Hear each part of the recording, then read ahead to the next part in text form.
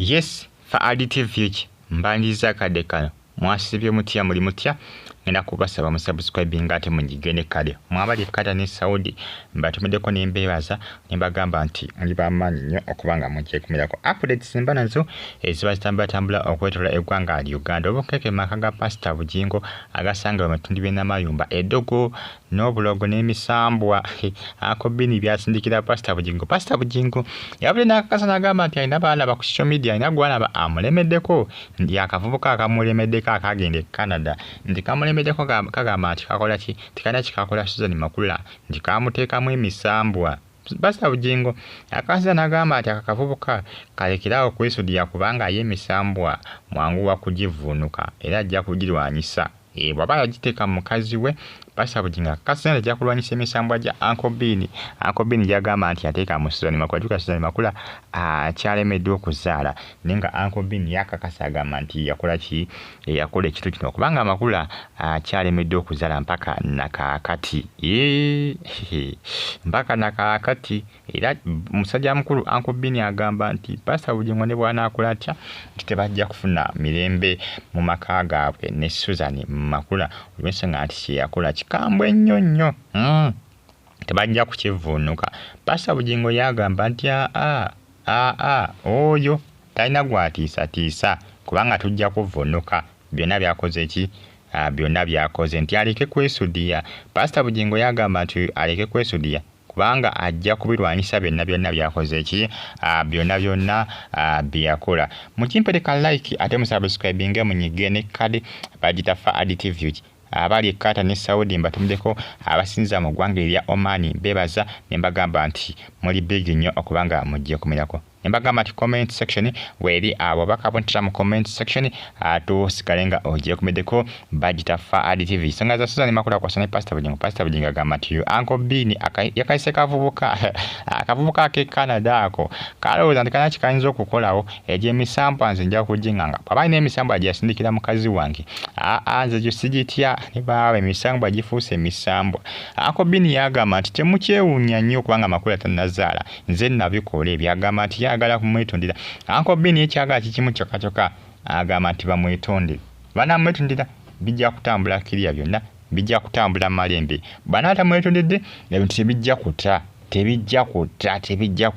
bijja kusigala byekutte. Ensonga zeezo zitwendinga akadde kano ako social media mujipereka like ate musubscribinge munyige ne kale bagita fa additive UG Saudi Arabia, Qatar, Oman, America, Boston, University of Chicago, Uganda bagamba nti muli bamanyi nnyo mulina okubanga mugifollow ensonga za Pastor Bujingo zongedde okubanga ziranda ensonga za Makula kuzaala mwana. Uncle Bini agamba ne munaakola mutya tajja kuzaala. Pastor Bujingo agamba kale katulabe ani anaasinza amaanyi katulabe ku Katonda n'emisambwa ani agenda okusinga amaanyi. Pastor Bujingo ye yeesiga agamba nti Katonda we ajja kwenganga emisambwa gya Uncle Bini gyasindikira mukyala we n'emisambwa gye basindikira mu maka kiraga nti n'emaka eyo ndoza ebizibu bingi nnyo maka eyo kiraga ndoza waliyo ebisitaani ebiriyo mu maka abasinga beebuuza Uncle Bini yalagawa yagenda Batanzania yagenda mbaki yagenda ludda weyo gye yalaga naye ensonga zino fonga ku faadiyo Guinness ne fa additive gye Pastor Bujingo yabulina confirming ajja kwenganga emisambwa gya Uncle Bini gye yasindikira Makula agamba nti tana kimu kyatidde kubanga afunye bajja bamugamba nti Pastor Bujingo kiki omuntu akogira omulaba agamba nti yakola Susan Makula ekintu omulaba. Pastor Bujingo agamba nti mulaba agamba nti mulaba naye nze sitide wadde n'akamu. Pastor Bujingo ye alaga nti tatidde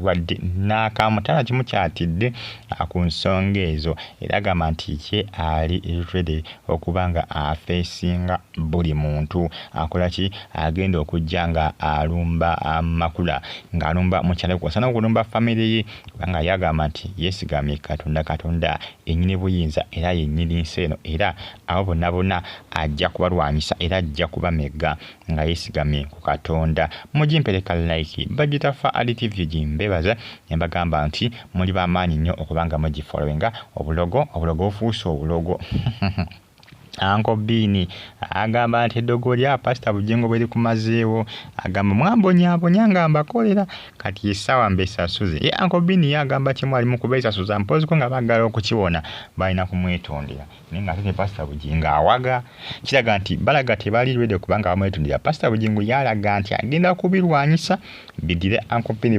bumaleko emirembe akakane nti ng'akomyewo ne mu Uganda. Pastor Bugingo agamba nja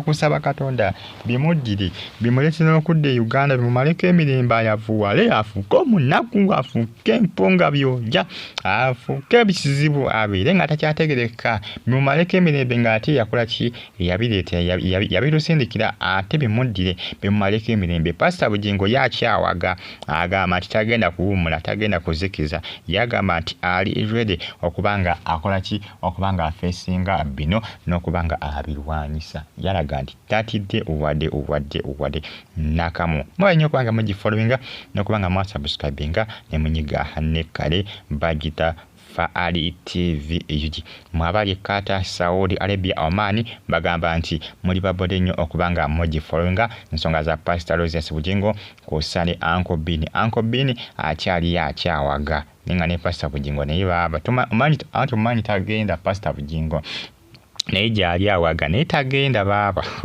naye tagenda naye gyali awaga agamba kale wasindika ebiteega wasindika ebyokowolera mukyala wange kale ngenda kubirwanyisa bikuddire ate bikumaleko emirembe ne family yonna naawe ate gwe bijja kukunyigiriza nnyo kubanga nze ngenda bikuddiza ntekewo ka fence nga neobeera obizizza tebisobola kudda ntekewo akakomera nga bikoma kakomera ne bikola kino bikuddira ye Pastor Bugingo bw'ati wakakasiza yagamba ati agenda kwesigama ku Yesu agenda kwesigama Katonda yagenda okuba ki yagenda okubanga amuyamba bulungi Faali TV jimbagala nnyo mwena like nga comment nga to sharing mwera bambagala nnyo banange mwena subscribe